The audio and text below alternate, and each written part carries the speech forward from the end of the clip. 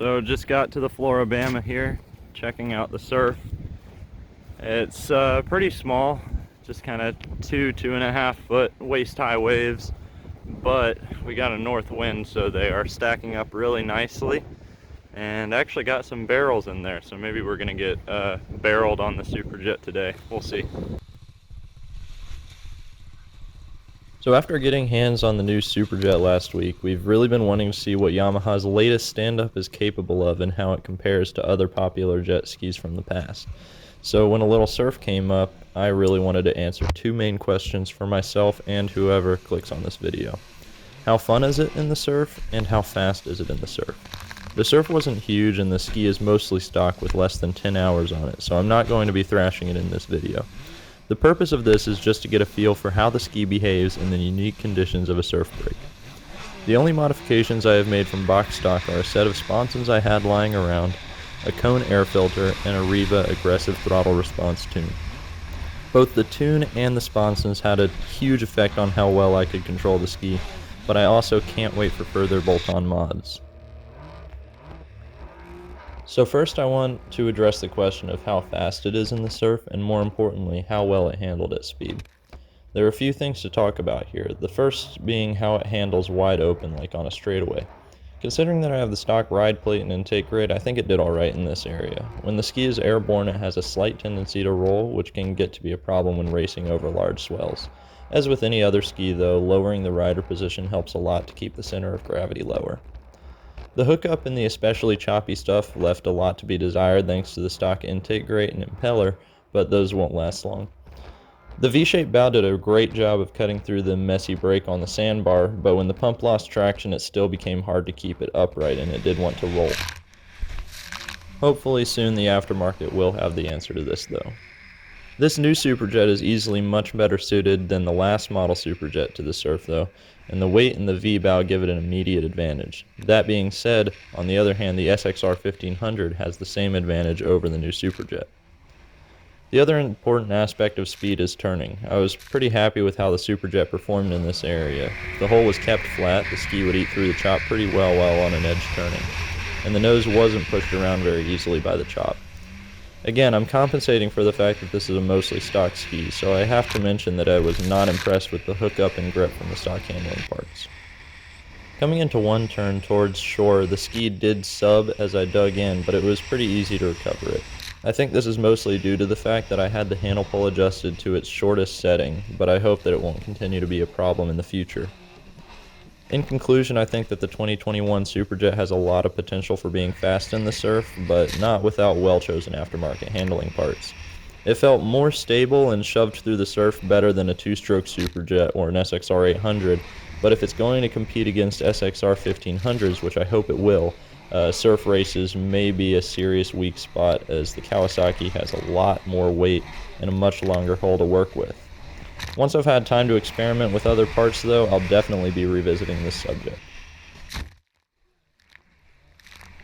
So the second question that I wanted to answer was how fun is it in the surf?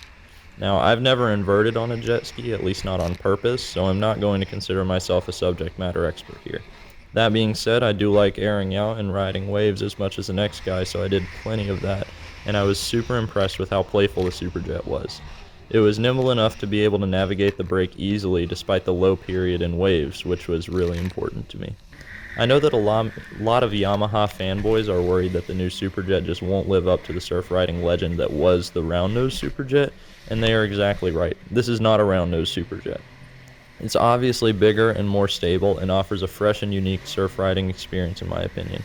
In retrospect, I would adjust my steering to be more sensitive if I were to do it again, because I found that I was giving the ski a lot of handlebar input to keep it where I wanted it.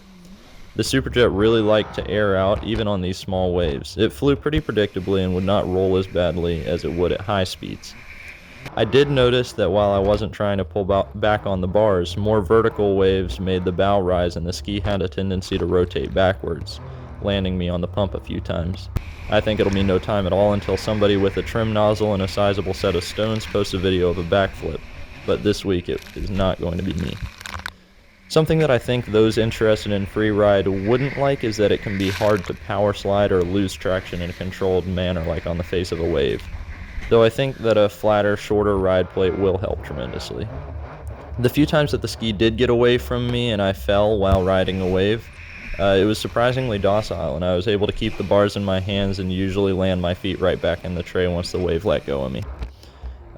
It took on some water when the hood went underwater, but not nearly as much as I was expecting. The stock pump-powered bilge is perfectly passable, but someone who intends on doing a lot of heavy surf riding would be smart to ensure their investment with like a Rule 500 bilge pump. Four-strokes do not respond well to water ingestion, so I think that it will still be a long time until the two-stroke is dethroned as the ideal free-riding power plant. But the TR1's power density definitely brought some big smiles to my face, especially with the Riva Flash. Just a slight blip of the throttle could give me as much hang time as I was comfortable with on the stock turf. The stock tray has no contours or kickers, so landing sometimes was a little bit scary. After nearly sliding off the back and visiting Shin City on one jump, I scooted my feet forward in the air after that. I had a lot of fun in the surf and ended up goofing around a lot more than I was trying to go fast or turn around buoys. I don't think it will ever live up to the expectations set by small two-stroke skis, but it's still tons of fun in the surf and safe and predictable at the same time. Given the choice between this or the SXR 1500 for free riding, the choice is super obvious, and I think that dichotomy has pretty much always existed between Yamaha and Kawasaki. Overall, I'm super glad that I braved the cold to go goof around in the surf on the new Yamaha Superjet. The more I ride it, the closer I come to the conclusion that this is a stand-up for everyone. The most extreme of riders will probably never consider this their favorite ski, but anyone can get on it and have a lot of fun. I'll definitely be revisiting this subject as I make and buy more handling parts, and I hope that this video can quench the thirst of those who have not gotten to put their feet in the tray of the TR1 Superjet. I also wanted to say a huge thanks to Florabama Bar in Perdido Key for letting me use their beach access to ride. Also, thanks to Riva for having products ready for the new ski so fast, and especially the Map Tuner X system. Thanks for watching, everyone, and keep shredding.